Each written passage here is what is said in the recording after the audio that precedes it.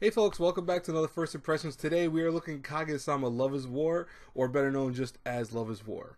Now, I'm at the first 4 episodes of the show. I believe right now it's 5 or 6 episodes have been aired so far. I think 5 right now, but I'll tell you right now, I'm loving this show. I'm a little bit behind with it, obviously, but I have to say that this show is just incredible. It is probably one of my favorite romance comedies or rom-coms that I've seen in quite some time because it's got a almost double nature to it where it's also a psychological like comedy show where you have these characters just doing weird things internally and their monologues are just so outlandish. If you have no idea what I'm talking about because you haven't watched the show yet, or you don't know what Kaguya-Sama Love is a War or Love is War is, I will tell you now in the synopsis of the whole show. So the whole premise of the show is basically we have two main characters, Kaguya and Miyuki, who are people of the student council. Miyuki is I want to say well-educated young man. He doesn't come from a prestigious background, which even though the school is known for having prestigious people, it took him in as more of like a regular person. But he has so much intelligence going for him. He's done so well academically that he stands at the top of the school as a resounding example of, hey, look, we can teach anyone. Look at this. Look how great our school is because we make people like Miyuki. So he is the student council president. Meanwhile, Kaguya-sama, or Kaguya, is the character who she's not as smart as Miyuki. I think that's almost a very, I want to say weird way of saying it because she is very smart in some aspects and smarter aspects than what Miyuki does in the show, but she's not like known for her intelligence per se. She's known for having a reputable background where her character has families that own tons of Fortune 500 companies. She's worth millions and millions of dollars, and it makes it where she's comes from a very, I want to say, well-to-do background. You know, she knows how to do proper ceremonies. She knows how to do this and that. So she's very poised, and it makes her the perfect president for the student council. Now, what makes this show so comedic is that both these characters are smitten for one another. They clear as day love each other. It's constantly in their head and heart where they just want this character to be with them, romantically. What makes it harder is the fact of two things. One, they don't know that they like each other. They're very oblivious to the fact. And two, they don't want to admit they love each other to one another. They don't want to be the first one to admit that they love each other. So, in basic layman's terms, you have, Miyuki afraid to admit that he loves Kaguya because he feels like, Kaguya will, take this as a certain way, and then it'll be where it's like, I can't, like, flat out admit it because I'll be pushed into its role, or vice versa, where Kaguya is afraid to be the first one to admit her feelings for Miyuki because she feels like, oh, I'll be lesser than him by doing that, and then I will not have the same status because he's a commoner and I'm someone that has such a rich and reputable background. So they have these weird internal monologues of trying to figure out how to one-up each other, and that's the whole thing. That's why I call it the psychological concept of the show, because they constantly try to win this war, which makes sense with the name of the show, to win for each other's love. And they do it like sometimes where in the first episode, I believe, they're trying to flat out have the other one admit that they want to go out on a date, but they can't do that, obviously, because they don't want to have, it's like, oh, you owe me this date, or you owe me this. And what ends up happening is they try to figure out ways of convincing one another to go on a date with them, because it's like a kind gesture versus it being a gesture that just would show it as romantically. There's another episode where they're trying to figure out where to go for a summer trip for the school, and during this whole course of action, they're struggling because they're like, what way would be the best way to show off to the other person? Kaguya wants to go to the beach because she wants to show off her flat-chested body, but Kaguya is cute. She's cute, but she wants to show off her flat-chested body and thinks that she could still like appease Miyuki. I almost call him Mika. I'm thinking of was it How to Train a Monster? Miyuki. She can go and say, look how great I am. Look how poised I am versus all these other girls on the beach. And then she goes, well, I actually own a private beach, so we can go by ourselves, and all you'll notice is me. You'll only notice my swimsuit. But then she realizes that, oh wait, the girl that's with them, who's also another character of the show, I forgot her name. Her name skips, should not be forgettable by me. But she's like the bigger chested girl of the show, and she's worried that, oh, if I have her with me, he'll only stare at her chest and he'll only stare at her. So it becomes this whole thing of like where he also then wants to go to the mountains, but he's afraid of bugs and stuff. It's ridiculous. The whole point of it's ridiculous. It's probably the most ridiculous show I've seen in terms of rom-coms in a long time. but it works so incredibly well because of how comedic these things are. Every episode is split into two parts. Every part is like a battle for who will have the upper hand of this character.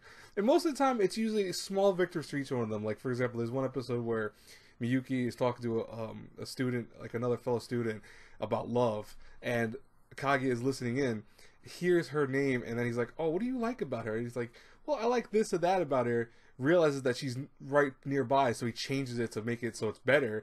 And so the next part, she's like super happy and super just like full of herself, and that's a victory for her because she's like, "Oh my god, you know, this he loves me like that."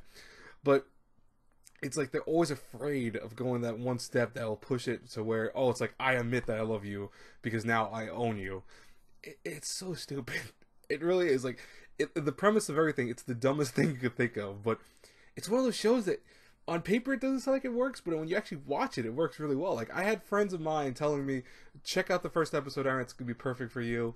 I watched the first episode and I was immediately hooked by the show. I think I watched the first 3 episodes in one shot, and then I fell behind because it's just obviously work and other things like that, but I was so like just looking forward to every week just to watch what was going to come next because I wanted to see it nonetheless.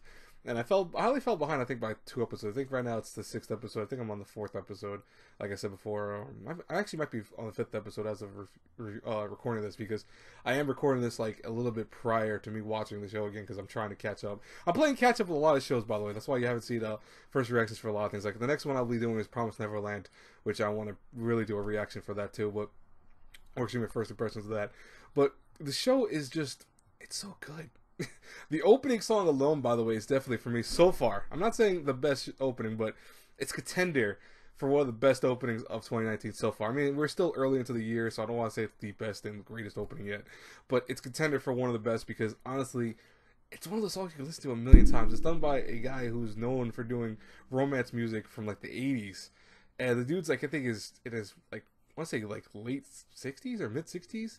And yet he's still like doing incredible music. It's awesome to me. I mean, like, I grew up with a lot of 80s and 90s and 70s music, so it's like I know what those songs sound like. I know how they kind of appeal to people. But to hear it in a Japanese tone, because I'm not really too familiar with a lot of their older songs, it's just fitting for the show. Like, it works so well, and I'm just blown away by that. Animation wise, Kaguya-Sama doesn't really impress me per se. There's some nice stuff about it here and there, but it's not anything really over extraordinary. You're not going to say like, it's not going to be the animation of the year in terms of just the style, but the characters really do work really well, and I think the voice actors also help them really be expressive and stuff like that, because I mean, these characters love to show facial expressions. I think that's one of the best things about the show, where Kaguya, and especially Kaguya, will show this scary ass face when she knows that she has a trump over, Miyuki, where she knows that she's got him in a corner that he can't escape from. And then to see where he does somehow escape from it, she's just blown away, and her face just does this weird contortion. It's so funny. And even when she interacts with other characters and like gets pissed off at them because they're not either helping her win over Miyuki, or they feel like somehow they're going against her, it's phenomenal. It makes me laugh so much. It is easily one of the funniest shows I've seen so far this year, so I definitely recommend checking it out. I don't know how many episodes they're going to be of this show. I'm presuming it's probably only be a 12-episode run. I can't really see it being 24 or anything like that, because it's not. I know the manga as of right now is not even close to being completed. I believe it's, I want to say 10 volumes in. But I know the manga is doing pretty well for the most part. It's still continuing, so that's a good thing. Which means, ironically enough, that means the anime will be continuing too. I hope we get a second season eventually. But I can think that most likely, if it's split in the way it's split, I feel like they're doing several volumes of the manga, so we're gonna have to probably wait a considerable amount of time once the series ends up like finishing, unless they pull one of those anime only endings, which it's possible. For me, I think this is what I'm gonna say about the show right now when I do the full review for it eventually. When it gets to the final episode and I do the review for the last episode in the whole series, for me, one of the biggest things that's gonna make the whole series just either really good or really crappy is the fact if they fall in love with each other at the very end, or they do a double confession at the same time. That to me would be the best thing of the whole show. That would make the show so perfect in my mind. I don't know if they're going to do that though, because again, the manga's still going, so I doubt they have admitted their feelings for one another yet. I mean, I haven't read the manga, so I wouldn't be able to tell you, but I hope that's the case, because if they do an anime only ending, I want them to flat out say they love each other, and then from there have a whole different eternal battle of like maybe now who loves each other more or something like that. I think that would be perfect. But so far, I'll tell you right now, Kaguya-Sama Love is War is a really great show. I'm digging it. I think it's probably one of my more favorite shows of the season so far. And it's not that it's because it's action packed or really action heavy. Like even though the opening makes it look very actiony, because I mean you have these characters with guns and scythes and knives and stuff like that. It has nothing to do with that. It's just more so to show symbolism for the war they're having with each other internally. But it's just one of those shows you can watch and relax and just laugh. And that's I think that's very rare for a comedy show, like especially a rom-com, because rom-coms tend to make you go, oh, you feel bad for the characters. There's a lot of drama, you know, there's these sorrowful moments that happen occasionally on the screen.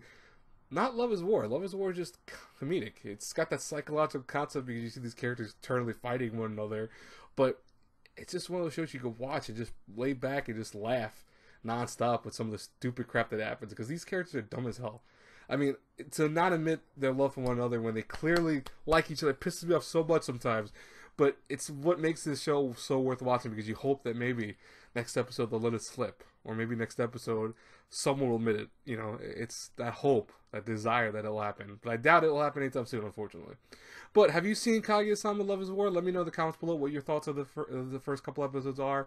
If you're caught up with it, let me know what you're thinking of the whole series so far. I would love to know. If you are a manga reader, please avoid spoilers. I'm going to say that probably at every first impressions video or every video in general, because I've been noticing a lot more people that are watching anime are tending to comment below on videos for different people and spoiling shows. And if I see any of those comments, I will delete them, because I don't want anyone to have shows spoiled. I don't really per se mind spoilers too much. I really do mind for other people that do watch these videos and comment and stuff like that. Anyways, I will talk to you guys later. Have a great, blessed night, everyone. God bless you all. Have a good one, everyone. Bye-bye.